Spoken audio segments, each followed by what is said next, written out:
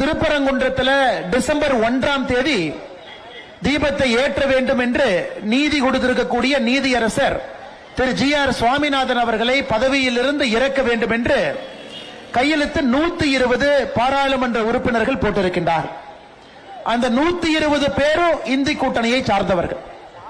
அந்த 120 பேரும் தமிழகத்தில் இருக்கக்கூடிய திராவிட முன்னேற்ற கழகத்திலிருந்து அகில இந்திய கட்சியாக இருக்கக்கூடிய காங்கிரஸ் கட்சி, திருமாவளவன் அவர்களுடைய கட்சி, கம்யூனிஸ்ட் கட்சி, மகாராஷ்டிராவில் பாலசேப் தாக்கரே அவர்கள் எப்படிப்பட்ட ஒரு மகான், அவருடைய மகன் நடத்தக்கூடிய இன்று பிரச்சனையில் இருக்கக்கூடிய சிவசேனா கட்சி, திரிணாமுல் காங்கிரஸ் கட்சி, சமாஜ்வாடி கட்சி, இது போன்ற எல்லா கட்சிகள் இருக்கக்கூடிய 120 பேர் கையெழுத்து போட்டிருக்கிறாங்க.